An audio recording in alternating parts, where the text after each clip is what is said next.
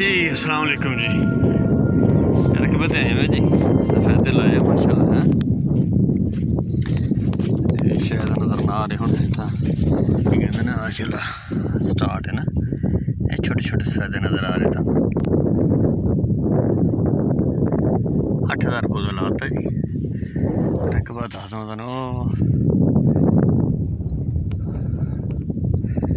Visit कर रहे बाजी भी नाल हैं।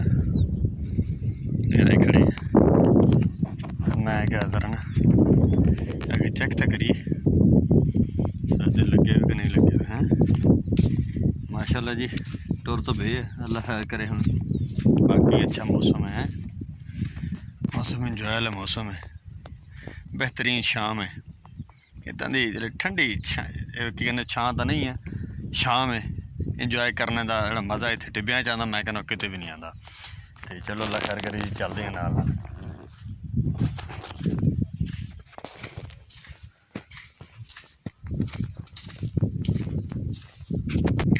एक खगलों की लैन सी पहले, एक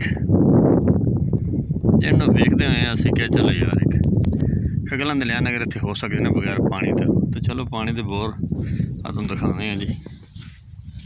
तो बोर कराए इस तरह के छोटे छोटे चार जिसे बोतल दी हुई है, तो लगता डर ही है।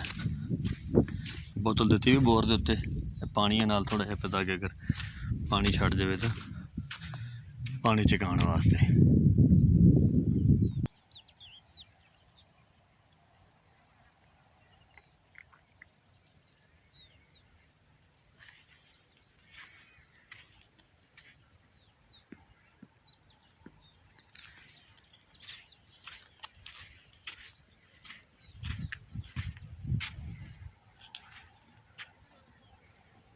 एक आवाज़ गूंज रही है, तुम नोट करोगे।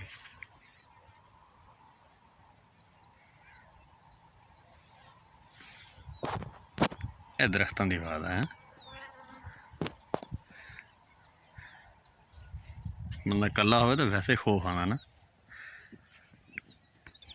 ये रात होंदा तो हिसाब लाओ कीड़ियां दे सारे ना, देखो हल्ले ना बनी में पता नहीं किड़े किड़े कीड़े इत्थे होंदे।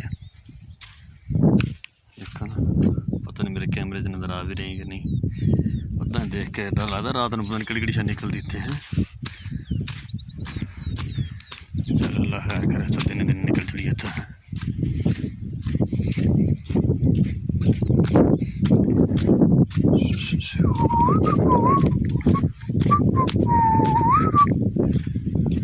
हाँ जी यार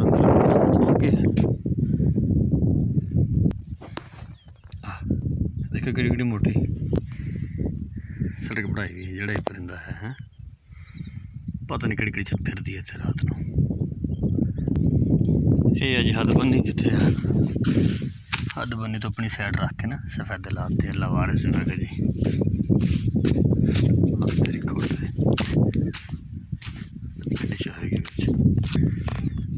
जी अब्बा जी तो शाह साहब माशाल्लाह आ गए, तबसरा उनको लेंगे जी कहते